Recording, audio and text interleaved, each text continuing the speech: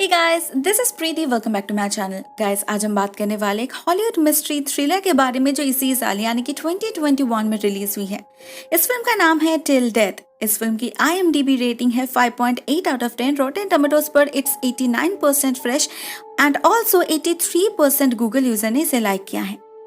ये कहानी स्टार्ट होती है एक एमा नाम की लेडी के साथ जो काफी सैड दिखाई दे रही थी। उसका बॉयफ्रेंड टॉम आता है उससे बात करने, जिसके जवाब में एमा डायरेक्टली ब्रेकअप अनाउंस कर देती है। विजिबली इस डिसीजन से वो दोनों ही काफी अपसेट हो जाते हैं, मगर इसके अलावा उनके पास और कोई ऑप्शन नहीं था।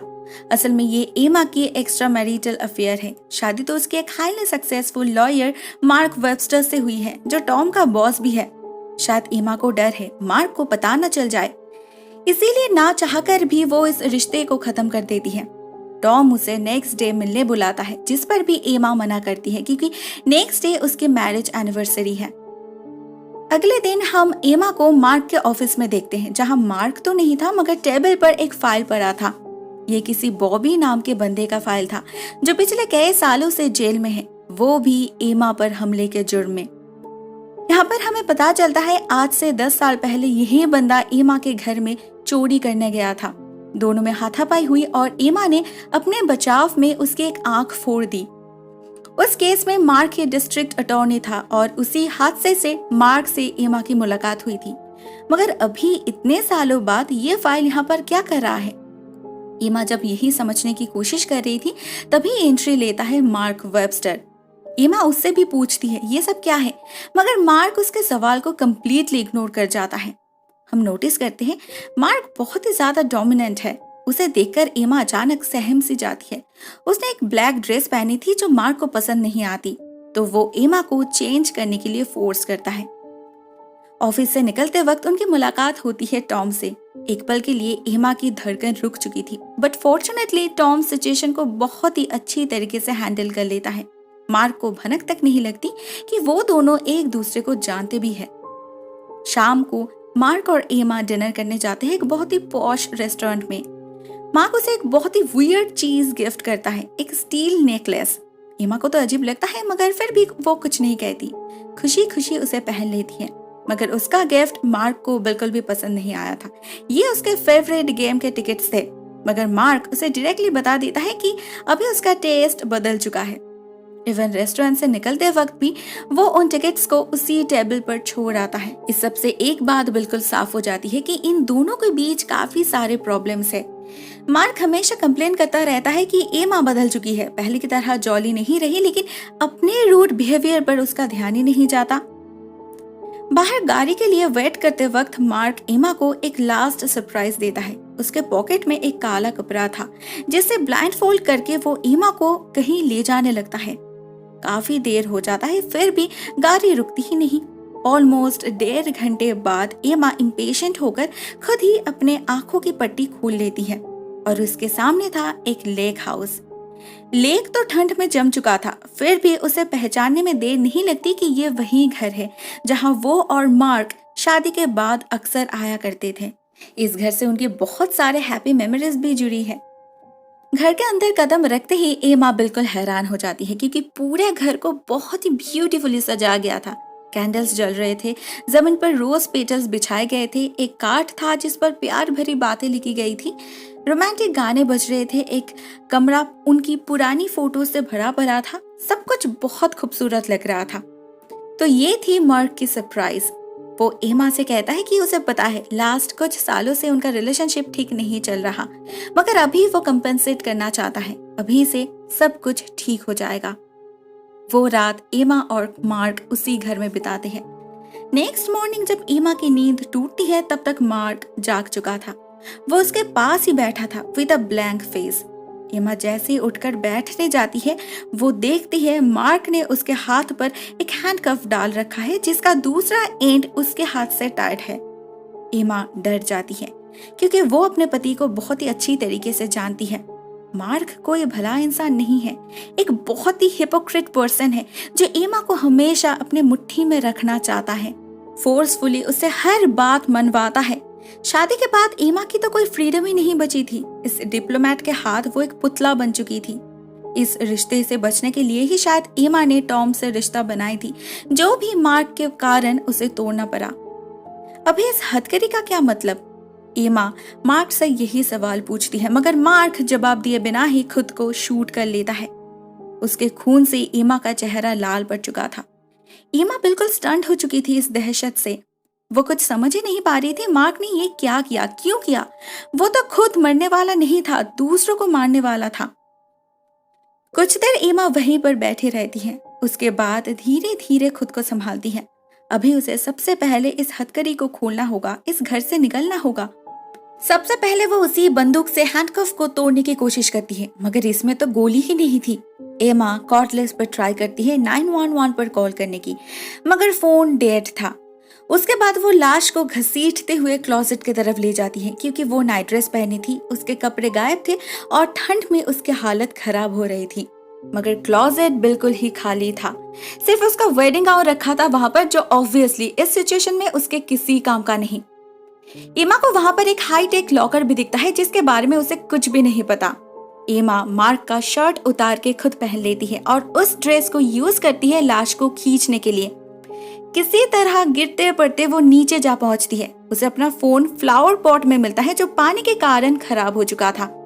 एमा पूरे घर में सर्च करती है किसी नुकीले चीज के लिए जिससे वो ये हथकड़ी काट सके, मगर मार्क ने घर में ऐसा कुछ भी नहीं छोड़ा था।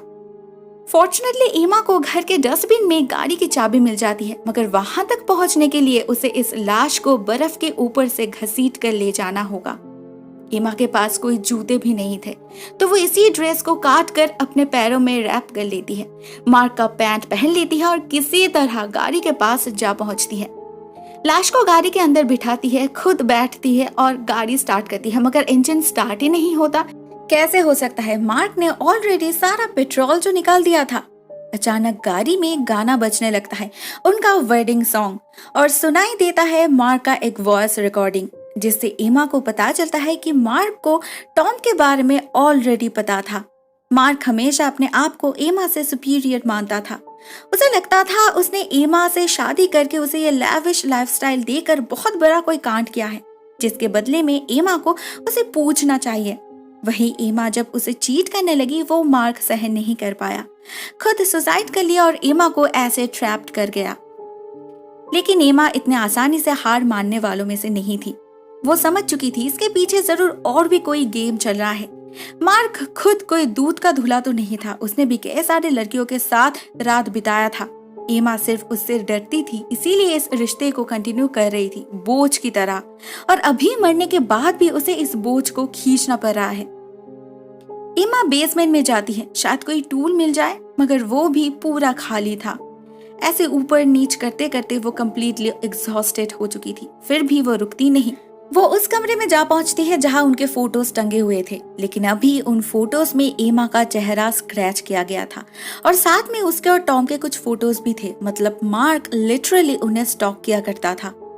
एमा को एक पल के लिए ऐसा भी लगता है कि वहां अंधेरे कोने में बॉबी खड़ा है, वही हमलावर जिसके हमले के कारण उसे कई सालों तक पैनिक अटैक आता रहा, दवाई लेनी पड़ी। इस वक्त भी उसे देखकर एमा की हार्ट बीट बढ़ जाती है, जबकि ये सिर्फ उसकी एक फोटो है।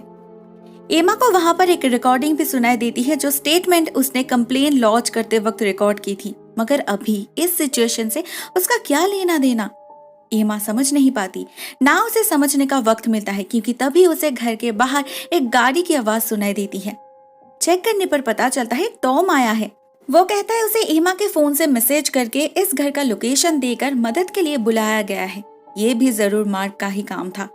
एमा समझ जाती है मार्क उन दोनों को एक साथ फंसाना चाहता था। इसी टॉम से एमा को पता चलता है कल रात मार्क के ऑफिस में रेड हुआ था। उसके सारे लीगल डॉक्यूमेंट्स, मैनिपुलेटेड फाइल्स के बारे में सबको पता चल चुका है।